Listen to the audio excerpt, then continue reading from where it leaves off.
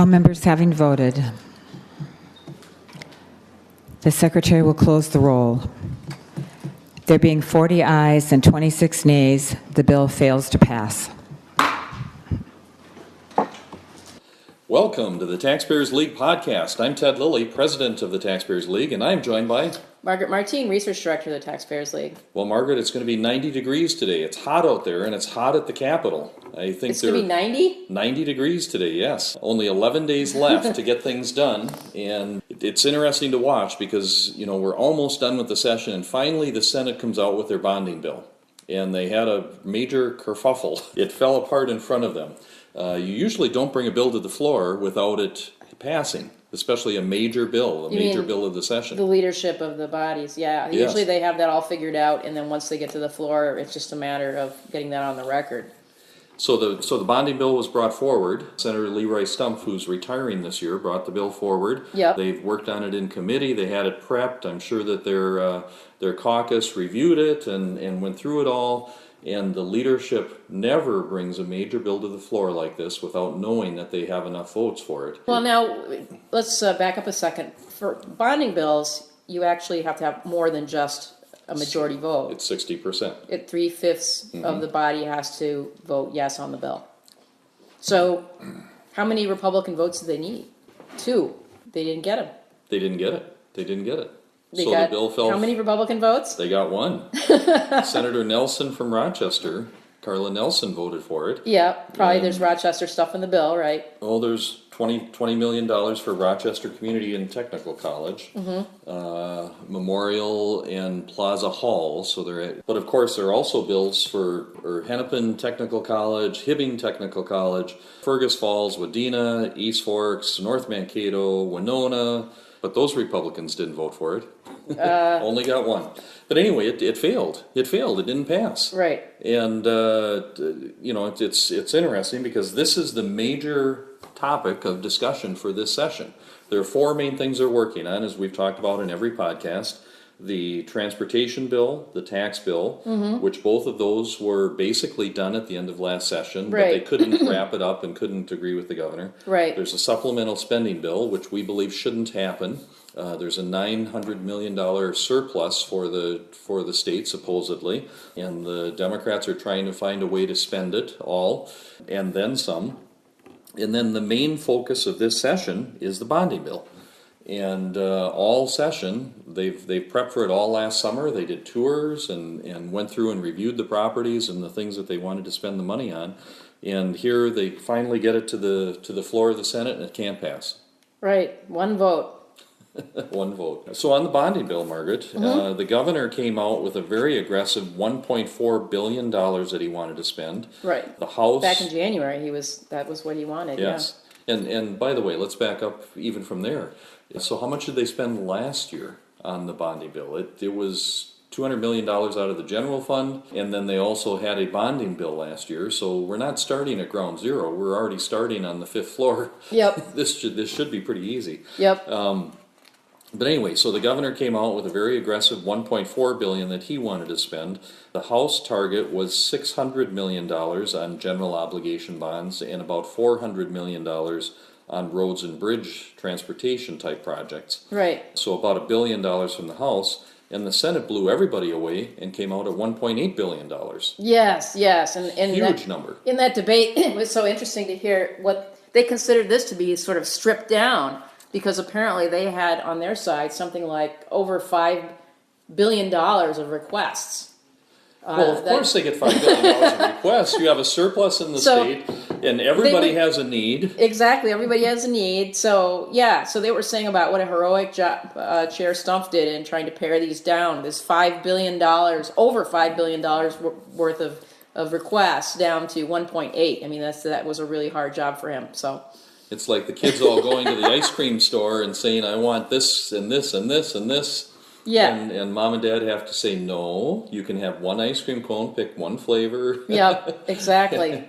And apparently even at that, it's a $1.8 billion ice cream cone that we're looking for from the state. Just amazing. Yep. Amazing. Well, earlier in the week, Governor Dayton and Senator Bach and Representative Thiessen held a press conference. Yes, they held a press conference. All it was really was taunting the House Republicans with the fact that the Senate had its bonding bill done, which they had just completed pretty much, and then that they were going to be putting it on the floor yesterday, Thursday. Then that was the gist of it. Really, it was just taunting them, and it was amazing because then, of course, we see what happened after the fact that they may have had a bonding bill, but they didn't have the votes to pass one. Right. And they're doing their best now, I think, to blame the Republicans in the Senate for not allowing the bonding bill to pass, when everybody should know that the body, that whoever's in charge of the body should know whether they have the votes or not. Right. And according to David Hand, who spoke yesterday after this fiasco, he said they never asked us for votes. Maybe they went individually to members, Republican members, basically behind the minority leader's back, but obviously they didn't seal the deal because they didn't have the votes they needed. Right. So, it's very weird. The whole thing is very weird. First, they're taunting them that they're not doing their job, and then suddenly now, oops, we're back to square one in the Senate. So it's basically the same as if they hadn't actually had their bonding bill together at all. They're going to have to do something else. Maybe they'll put a couple more projects in, or take a couple out to punish a few people. Well, one would hope they'd take a couple projects out, but yeah. chances are that's not Well, the way they'll only things take work. out projects that were going to benefit Republicans for sure. So, they're going to have to shake it up a little bit, and then they'll have a revote probably next week, I would imagine, pretty quick, Yes. in pretty Yes. quick order. Or, in order to capitalize on this idea that they're somehow ahead of the House Republicans, they're going to have to produce their bonding bill before the House Republicans do. If the House Republicans come out with their bill, they can point at the Senate and say, well, what about your bill? Right. Well, what is the reason that the House is giving for not having their bill ready to go? I think it's basically they're saying, look, we have the tax bill, we have the transportation bill, these things are all tied together. Yep. And until we have some commitment on the tax bill, it doesn't make sense to put forward a bonding bill. No, it doesn't. It doesn't at all. And in fact, we saw them play that same game in sort of more high-speed fashion in the special session. Remember, the bonding bill didn't come out until they had done all the other bills, because they wanted to make sure that the one thing that the Senate DFL really wanted, that was going to be able to work. They're going to be able to get what they wanted before the Senate Republicans got what they wanted, and Governor Dayton. Exactly. Senator Pratt had an amendment. Yeah, actually, this is kind of something that's moving in both the House and the Senate. I think that the House Republicans and the Senate minority as well they have heard the base in terms of this everything from outright anger to just simple anxiety about this bonding bill, and about the fact that we're indebting future generations for all kinds of stuff, loading up the credit card.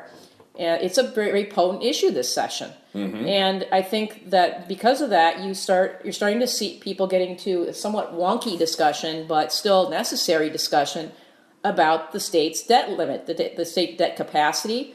It's basically how much should it be charging, firewalls or something, that we shouldn't be borrowing so much. Right. And in the Senate, you actually saw that come to the floor in an amendment by Senator Pratt, which was basically about trying to limit the state's bonding ability and trying to establish a debt capacity. Right at this point, having an established debt capacity is something that's been kind of lurking around in the shadows. Governor Pawlenty it was not a law, it was just simply a policy of how much the state should be able to borrow based on the revenues that were coming in. And so that was something that he was concerned about. He never wanted to put it in law or statute. He wanted it to be just a policy so that it would give the kind of maximum flexibility down the road to other governors, I think, or even himself if something were to happen during his period of governance. Right. But that flexibility, as so called, also means that at some point in the future, some future governor and legislature could borrow a lot more money because there's no law in the books that says that there's any limit to what they can borrow.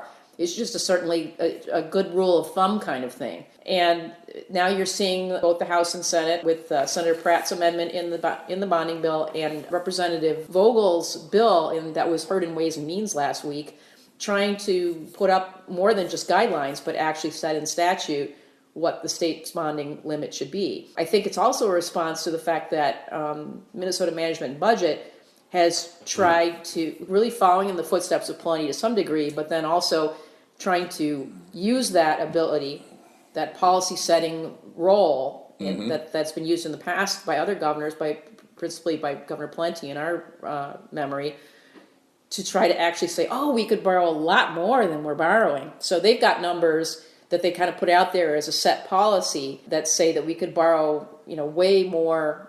We have a bit much larger debt capacity than we have been borrowing. And so you're getting this response from the legislature saying, well, hey, wait a minute. And not only that, but trying to take control of that process away from the executive branch, saying, well, you're not being responsible with that policy-making function in telling us that we could just, max out the credit card, or that the credit card really has more credit on it than it does. Well, let's relate this to home. So in your home budget, you put together your budget at home, and you have your expenses, right? And that's really what the budget is for the state, is they look at their expenses. But they've said, now wait a minute, the capital improvements, which is like your mortgage, we're not going to put that in statute. We're not going to include that in the budget. So it's like at home you're saying, look, I've got my budget and my expenses, my credit card bill to Target and all the other stores and everything else I pay, and my heat and water and trash and everything else, clothing. But I'm not going to include my mortgage in my budget. Right. I'm not going to include it. Well, this is silly. I mean, how can you do your budget without knowing what your capital expenditure is, what your mortgage payment is? And that's really what this bonding is. It's the state's mortgage. Right. So what they really include is the payments on the debt service. Yeah, which have been going up, but they are still a fairly small fraction of the general fund, although that changes depending on what's in the general fund. But if interest rates are going to be going up, we're borrowing $1.8 billion. That's right. And this is new money? On top of everything we've been borrowing all along. Right. Not to mention the fact that we've done things in the past under both Republican and Democrat governors where we've siphoned off various parts of the debt and linked it to dedicated revenues coming in. So in other words, some of the tax revenue that comes in is already spoken for these other funds. And now we're starting to borrow against those funds. So one of the things that's actually putting pressure on things like the transportation revenues is that all that money is being set aside, but then there are more and more different divisions of things that are coming to take money out of that fund. And one of them is borrowing against it for the future. We're expecting that those funds are going to keep going up in a certain direction, and we're going to be able to pay the debt service out of those funds. So, Margaret, let's talk a little bit about what's in this Senate $1.8 billion bonding bill. Yes. It's very interesting. There's about $173 million for Minnesota State colleges and universities. This is MnSCU. There's another $161 million for the U of M. Was that the HEAPR, the Asset Preservation Fund or whatever? That's 61 of it. But there also are money for new buildings and new facilities, new plant growth research facility, new chemistry and advanced material science buildings, et cetera, et cetera. Oh, and there's $1 million for the Glensheen Mansion.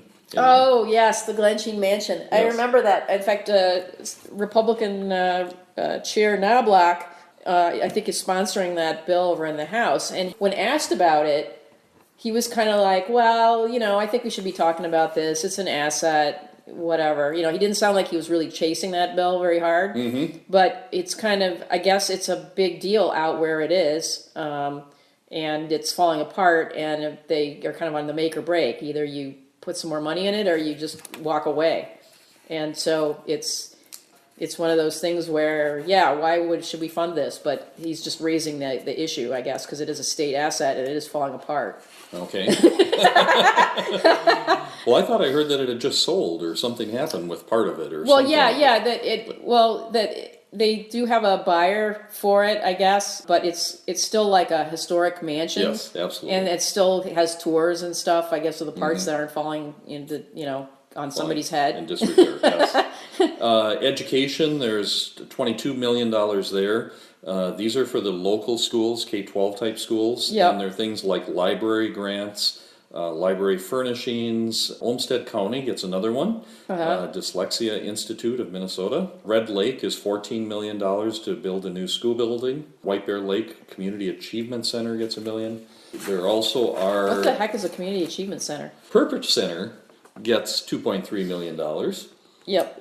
Natural Resources is about $125 million, and this is for things like trail development and ATV trails and small craft harbor facilities in 2 harbors. A lot of park things across the country. Wait, a small craft harbor facility, isn't that like kind of like a boat slips or something? It's a boat slip. Yeah. Yeah, a little marina for the little pleasure craft. Yes, in 2 harbors.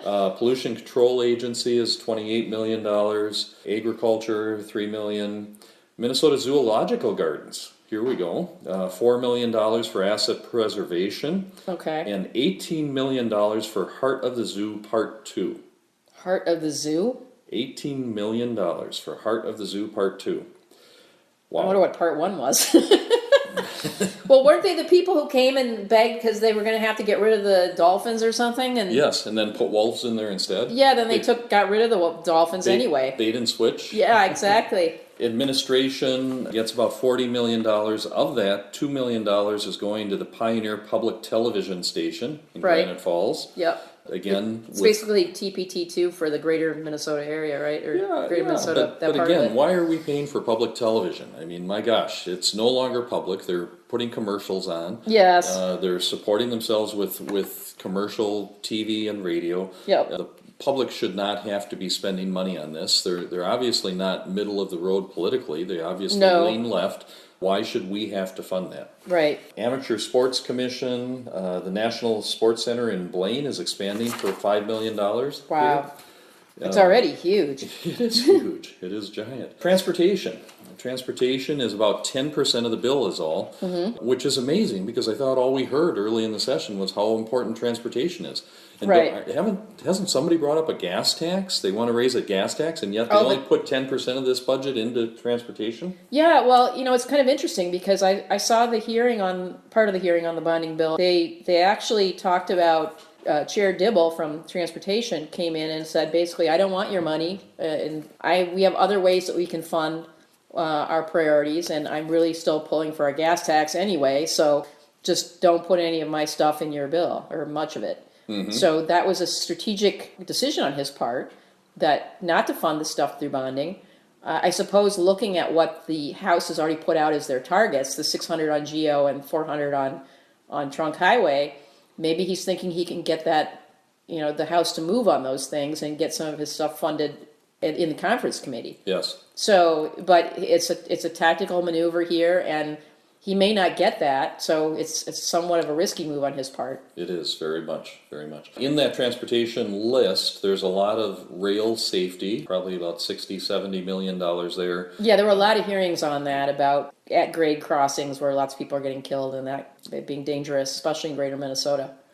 There's $5 million for the Rochester International Airport. Expanding the airport in Rochester. Again, there's one Republican that voted for this. That's, I think, 3 or 4 different times we've heard that community come up. Yep, not shocking. Although, interestingly, Senator Senjum did not feel the need to vote on this bill. No, he did not. And then there have been 2 real transportation corridors in the state that they've talked about for safety issues. One is Highway 14, which basically goes from Mankato through Owatonna, into Rochester, and I think that they addressed that in the last bonding bill last session. Yep. So I'm not seeing anything here this time for Highway 14.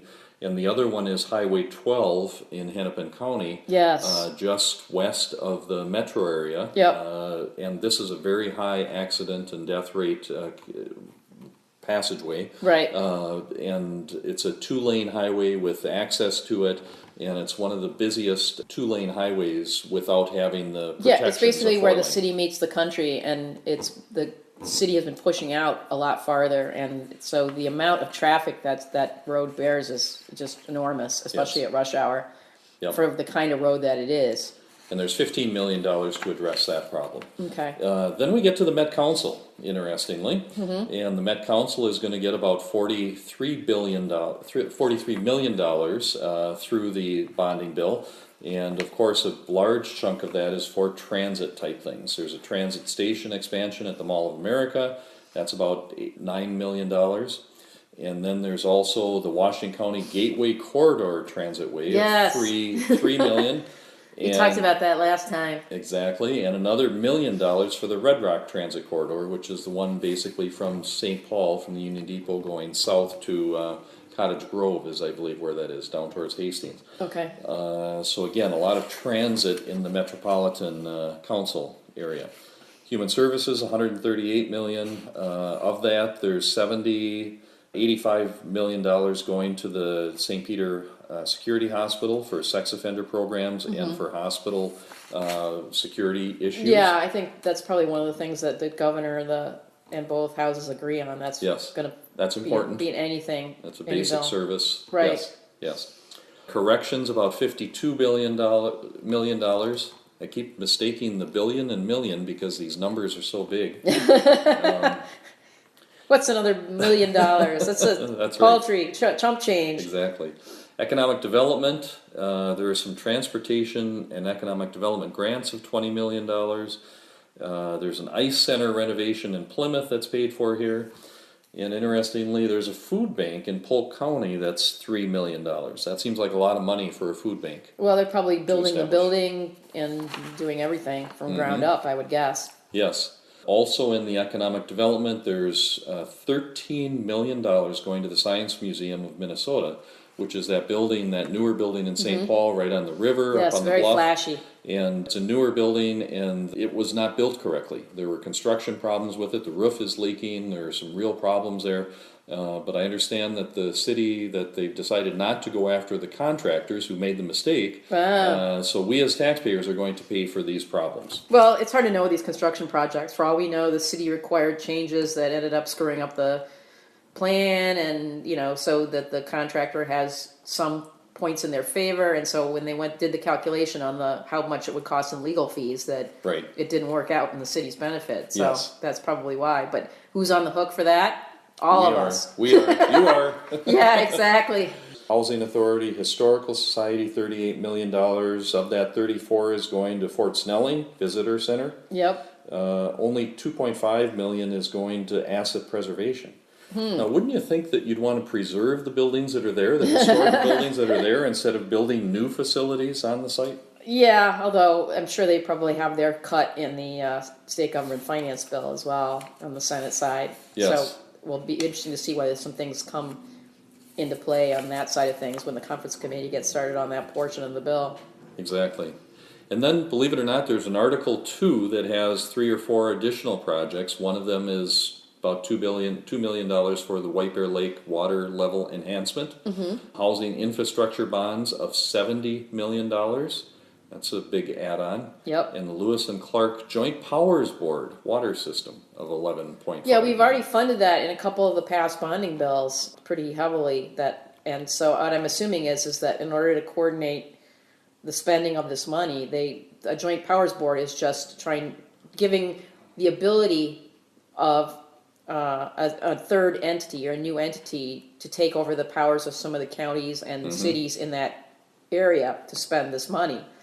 So the problem with these things is that usually they're set up for a particular purpose, but they almost never go away.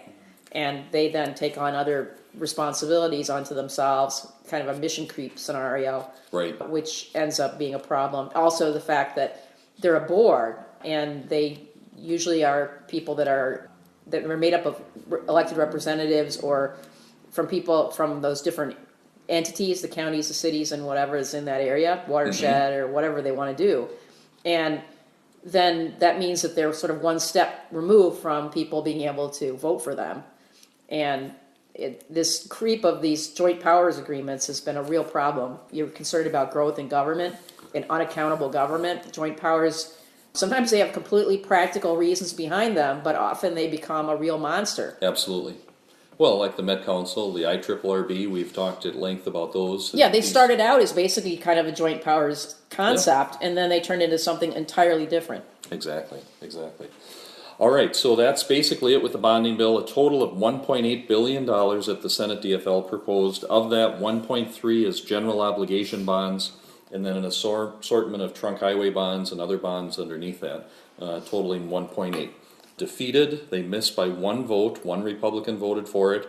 All Democrats voted for this bonding bill, and that is where it sits. So at this point, I assume that it's going to go back to committee, and I'm assuming they will bring it back at some point here, but it'll be curious how they bring it back and what's in it at that point.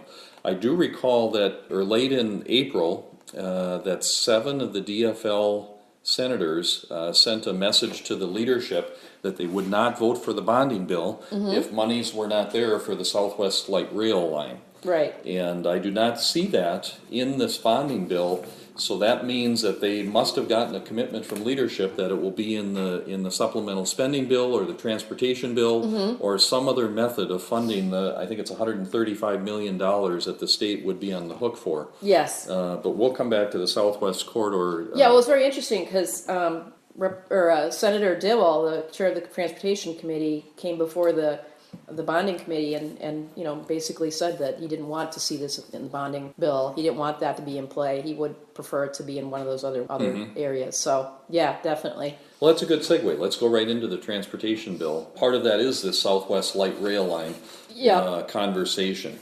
Yeah, they haven't had that conversation yet. They also haven't really talked about taxes yet, but they will very shortly. Very soon. In fact, they're meeting today. They've really stepped up their meeting schedule. They did discuss one amendment that Senator Dibble in the final transportation bill, which was a kind of public-private partnership pilot project in order to allow the Met Council and MnDOT and any private entities that they need to get involved in solving various kinds of problems. They're giving them the ability to do that without any legislative action.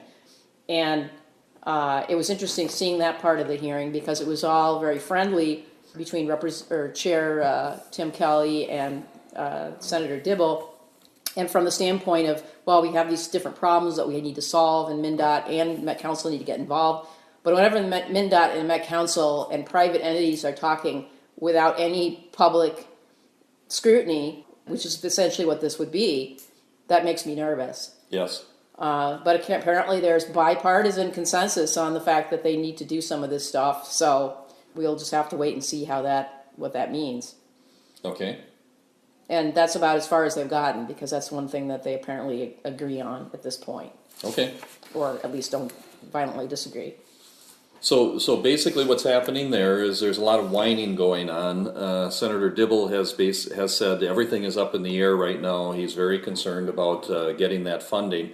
Of course, we heard from Senator Al Franken nationally that the funding nationally is at stake if the state does not put up their monies for it. Already the state has committed about $30 million to fund the Southwest Light Corridor rail line.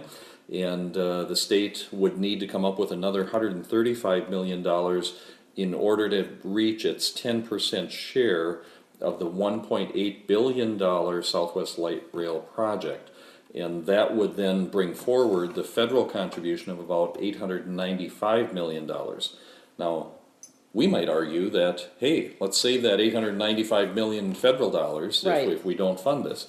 But anyway, the Senate DFL and Chair Dibble believes that there are 3 methods to fund the Southwest Light Corridor line. One is the bonding bill, which we said it's not in that Senate bill. Yeah, they decided that that's not going to happen, I guess. 2 is a cash appropriation from the general fund, and that basically would be taking money out of that surplus, that supposed surplus, and putting the $135 million Speaker Dowd has said he really doesn't want to do that. Well, he said it more emphatically than that. He said he will not do that. He will not do that. Yeah, okay. And the third is a metro area sales tax increase to fund mass transit projects. Yeah, at this point, that one looks like the most likely. Which is really frightening, because basically what that is all of us in the metro area, if you live in the metro area, you pay a higher sales tax than the rest of the state does. The governor is saying that he wants to add a half-cent sales tax and the Senate is calling it a 3/4 cent sales tax. But what is that really? This is government speak. This is DFL speak, and what it really is it's the governor wants to raise your sales tax in the metro area 7%, and the Senate wants to raise it 11%. That's the real number of what they would be raising your taxes in the metro area, and Yes. this is absurd. This is a huge increase. It's a huge increase. Well, and the thing that's concerning about it, and why I think it's probably in the works as the compromise move or whatever to get Southwest Light Rail funded, is that the chamber came out with a letter this week, and which basically said, it didn't say, yeah, go ahead and raise the sales tax, but it did say we're very supportive of transit, very, very supportive of transit. And to me, this is, without actually saying it, it says that they are not going to oppose a sales tax. That's what it looks like to me. Which is just amazing, because Minnesota, when Governor Dayton came into office, had 21 Fortune 500 companies. Yes. Today we have 16 left. Just heard this week that St. Jude Medical is going to be merging, and Right. no, they're not leaving, but the corporate headquarters are. Yeah. And really, every one of these have a reason for doing this. Yeah. But ultimately, our tax competitiveness is at stake. It's driving people out, it's or driving driving them them to make decisions to downsize. And speaking of downsizing, there was just an interesting article this week also about IBM. Remember the footprint that IBM used to occupy in Rochester was, you would always say Mayo and IBM, right, in Yes. Rochester. They pretty much owned the town. Now they're so small that they're occupying less space on the footprint of their corporate headquarters, that they're basically concentrating everybody in a tiny part of their campus. Right. And they're going to sell the rest of the campus. And they're going to sell the rest of the campus. Well, that's okay, because with the DMC and all the other stuff that's going on there, I'm sure that property is probably worth something to them. It is. It's going to help them boost their profit margin. But anyway, so the chamber saying that yes, we support transit. We understand that. I get that. Doing that with a sales tax makes us less competitive, and it will impact all of those businesses and their employees, Right. and the small businesses that support them. That's so right. This is a big deal. It is a big deal. And here's why this is so important to you. It's not just a fight about 3/4 cent or a half-cent sales tax, but according to Senator Dibble, he stated that this is not just about the Southwest Light Rail Corridor. This is about building out the entire transit system for the coming generations in the metro area. Right. Southwest is just a small part of it. So if you like this 3/4 cent additional sales tax, just wait for what's coming, because they want to build out this whole system with all these other lines that we can't afford what we have. Right. And now we're going to keep adding to them. Each one that comes online requires a massive subsidy. And the way that he's framed this, it's all Massive subsidy. It's huge. You're right, Margaret. It's $17 per Right. rider for the one that goes up towards St. Cloud. Well, the North Star, the commuter rail. Yeah, well, the way he's framing this is about actually building out the system. He's not talking about dedicating this money to absolutely keeping it up or subsidizing it. So the subsidies are going to be funded some other way eventually. Yes. And we've seen that across the country, even in systems that actually do carry a lot of people, like in Washington, D.C., the thing is falling apart and they don't have any kind of funding mechanism for it. They never planned that into the idea of what this was going to be and how much it was going to take to maintain it. Right. And at least there you can say, well, there's a public good because it's such a dense area. Here, there's very few people that are actually benefiting from this line. And principally the people that benefit from it are the people that build it. Exactly. Well, Margaret, okay, so the Southwest Light Corridor is an issue. Let's talk a little bit about the gas tax, because that's coming to the forefront Right. again in the transportation bill, and this is frightening. It's very sad to see this coming forward. Yes, and it's pretty clear that certain folks that want this to happen are getting their ducks in a row. We heard earlier this week there was an article in what was it, The Daily Globe. in Worthington. Yes. Yeah, where Representative Chair Rod Hamilton in the House basically asked his counties that he represents to have a referendum on this issue so that he could get a sense of whether they would support a gas tax or not. He actually requested them to approve a resolution supporting a gas tax. Yeah, right. Well, This is a Republican representative requesting their local governments to have a resolution approving the gas tax. yeah. In other words, that So they had he's his back. He's looking for cover. He's looking for cover. They had his Absolutely. back. He wanted to be able to take this back to people who said, your people don't support this, and say, yeah, they do, because look, I have these local government officials that all want it. Exactly. Instead of going to his communities and saying, look, the DFL is proposing a gas tax, let's work on priorities. Let's fund the roads the way that they should be. Yeah, well, one thing to remember is that we've been here before with Representative Chair Hamilton, back when he was pretty much a newbie, and he had just gotten elected. He was one of the override 6, back overriding Governor Plenty's veto on a gas tax increase the last time. Right. So it's not like, we haven't been here before with Representative Chair Hamilton, but clearly he feels that this is important, but he wanted to make sure that he had some cover from his local government officials. Yes. Well, and Chair Hamilton actually held a meeting with Governor Dayton and Lieutenant Governor Tina Smith. He was at their meeting and talking about this gas tax increase. Right. So he's fully on board with this, and it's a real problem, I think. Well, but what Representative Hamilton needs to remember is that he's on a border community. He's in Worthington, so it's a border community with Iowa, with the other states. And Rock County Commissioner Sherry Thompson was very vocal in opposition to the gas tax. Right. And she said, well, this is her quote, being border counties, we are not being competitive with our bordering states. If we start sending people out of the state to purchase their gas, they're going to purchase other items there. There are a lot of tax dollars that are leaving the state, just a lot of money leaving the state, and that's taking away jobs too. Yeah, you can imagine. I mean, you say you've got like a community of people who are smokers, and what they just go to across the border to get their gas, get their cigarettes, and look at all that money with one person picking up a carton of cigarettes and a tank full of gas. All that taxes is no longer going to Minnesota. Exactly.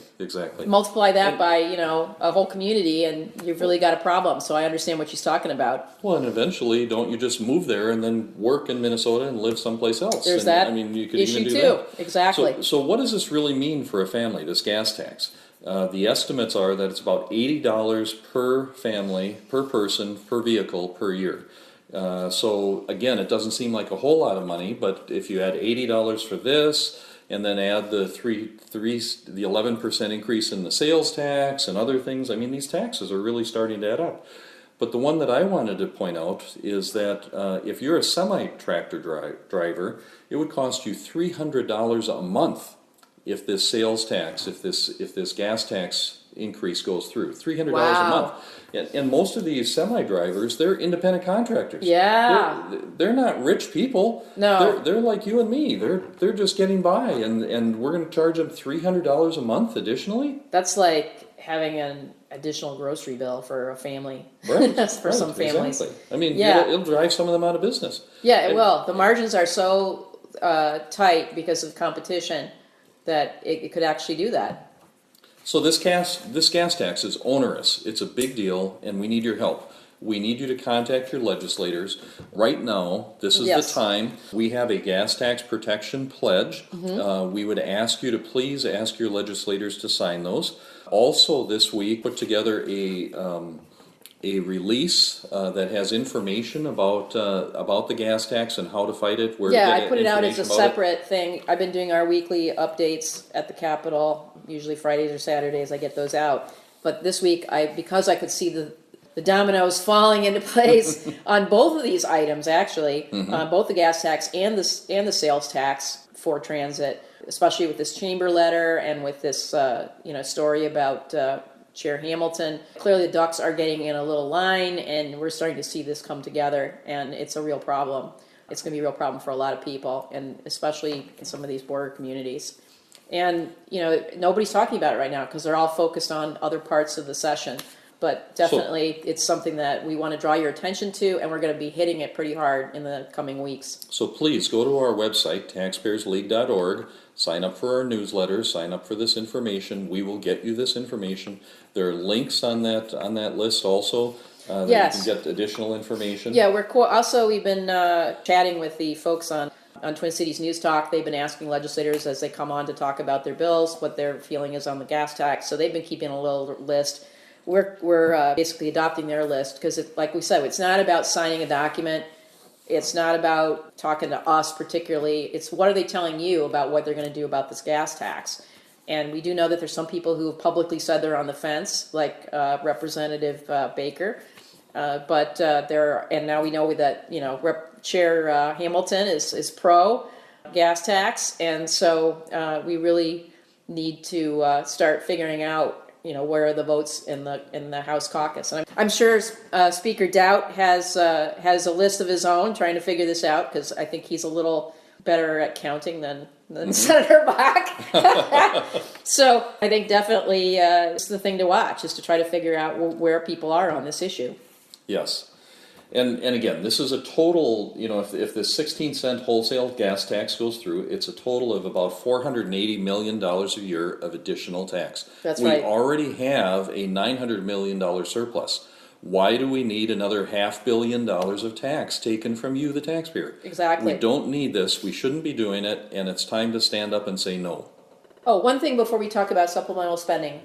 We did have some news on the tax bill front. Chair Davids in the House basically waiting for his targets from these other pieces of the negotiations to fall into place, bonding and supplemental spending and transportation. But he did publish something that went out to all the greater Minnesota newspapers, that basically urging Dayton to try to move him on this issue, that he's not interested in talking any tax cuts until he gets all the things that he wants. And it got a lot of attention because I saw it get reprinted by the Twin Cities Metro papers, and so a lot of kudos for him for really trying to do something to raise the profile of that area, because he could just sit back. And again, these are the tax cuts we've talked about. Yeah. The Social Security tax Right. for one of 7 states. Yeah, the tax cuts for the rich. Time to eliminate that. Taxes on veterans benefits, Exactly. et cetera. These are important cuts, and it's time to get this done. Yeah, I mean, it's not tax reform. We would prefer to see tax reform, but these are good, solid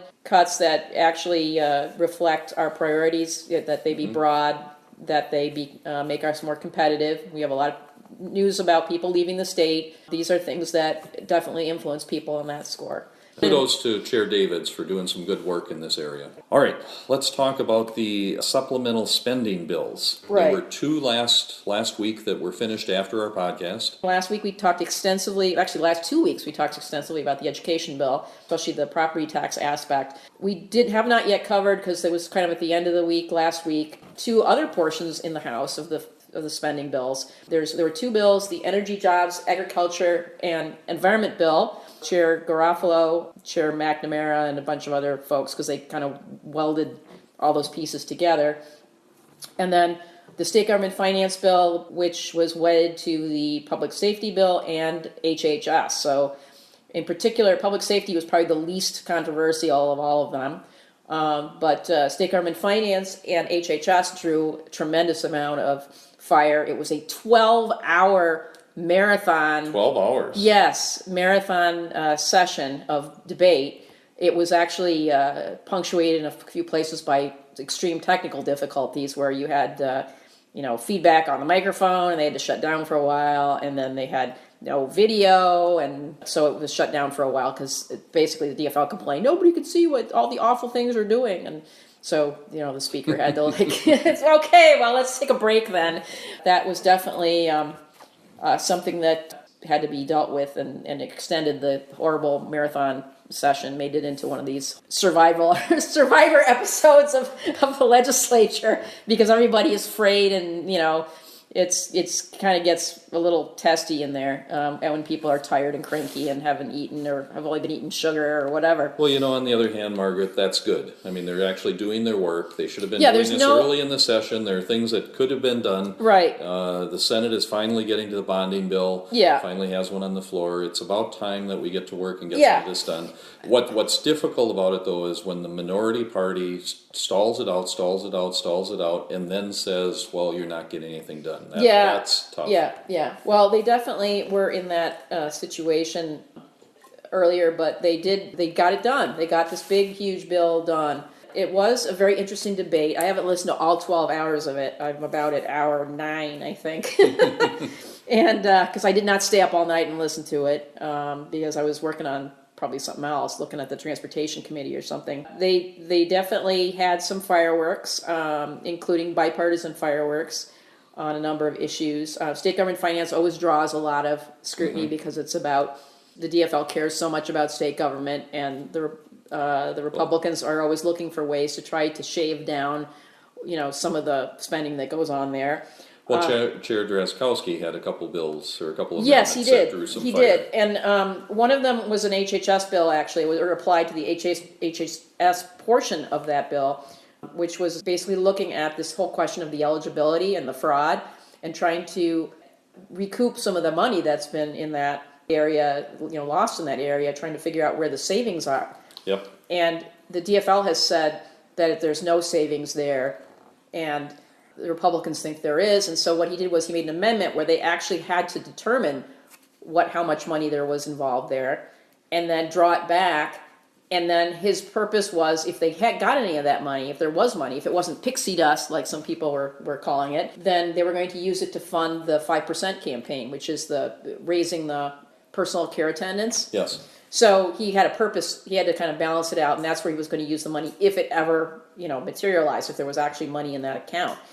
And so there was a big, hoo-ha debate about that, whether there is any money there, what, you Republicans, all you want to do is try to take people's stuff away. And so, that was an interesting debate. The second one he had, though, was much less partisan, much more even kind of handed in terms of the people that were opposing it. And this one was fairly controversial overall. It was an amendment about directing the legislative auditor to contract with a outside party to do an audit of nonprofits using public funds, federal and state, to help in refugee resettlement. Okay. And this is a hot button issue in a lot of communities. In fact, Chair Knobloch, the Ways and Means Chair, got up and complained about this amendment, that it was divisive. So, you saw a really interesting pattern on the roll call on that. And I got to hand it to Chair Drazkowski because he went there, because this is a big issue in a lot of communities. And what he's doing is he's not pointing the finger so much as he's saying that, people should know. They should know what this is. But there were some issues. I mean, for one thing, they were trying to audit organizations which are not strictly government entities, but they do take government money. So there is an open door there. But how do you require them to do this? I mean, there's some issues that would have had to have been sorted out if the amendment failed. But it's very interesting to see who voted for it and who voted against it. And it's very much a demographic picture of what this issue is for different communities across Minnesota. Yes. So very important work, and controversial, or difficult on a number of fronts for a lot of people. Yep. Spending totals, I'm not sure if we're seeing those yet on all these bills, and it's going to be interesting to see exactly where this goes. From our standpoint. Well, where it goes next, actually, is that now that all three bills have cleared the House and they've gone over to the Senate, and just yesterday, finally, the Senate was able to name conferees. Your bargaining teams now are on the House side. They named a conference committee conferees right away. It's Knobloch, the chair of Ways and Means, Loon, the chair of Education, Garofalo, the energy and jobs guy, Dean, HHS, and Chair McNamara for the environmental stuff. And then on the Senate side, which they just named yesterday, it's Senator Cohen, Senator Uyghur, Senator Lori, Senator Saxehog, and Senator Fischbach. So you got one Republican on there, and all Republicans on the House side. And it's kind of the same deal. I mean, Cohen is finance, Uyghur, education, Lori's HHS, and so forth. Okay. So they will sit down with these multiple bills. Again, the House. Right now they're probably developing bills. the side-by-sides for the three bills in the House and the one bill in the Senate. Yes. And then also you're going to have interesting things coming in and out because we're still hearing a couple bills. We've got Real ID, which is moving, and it's got a big price tag on it. So that's definitely going to have to be on the supplemental spending side if it does come to fruition. And again, remember that there's a difference between the House and the Senate on how to handle this, when it implements, how it's handled. Right. The Senate bill there was is some much more interesting hearing on expensive that in the than House bill. yesterday of the House trying to get closer to the Senate position, but they didn't quite get there. So it is actually quite different. And then also, don't forget, we talked about this very early in the session because it moved very early in the session. The bill that basically would create presidential primaries as the deciding point for deciding presidential candidates for Minnesota, rather than caucuses, party-directed caucuses. That's moving also. That is moving also. It's going to be heard today, and it's actually moved even further along in the Senate. It's probably going to be heard on the floor. But that has a big price tag, too. Because what you're doing is essentially taking something that was a party function that the party was paying for or not paying for, using volunteers or whatever, and you're bringing that into the Secretary of State. And in order to run an election, they actually know how much it costs to run an election in the state. They have those numbers. So that is a pretty solid fiscal note, I would assume, because they have the data that shows how much it costs.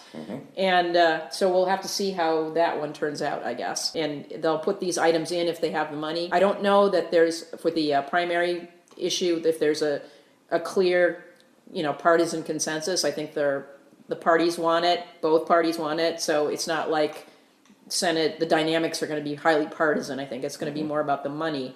And then, because they both essentially agreed that we're going to have closed primaries. Is that what we're going to have? I mean, that's it. Where people have to come in, pick up a Democrat or Republican ballot, and in that fact, actually be registering for one of those parties.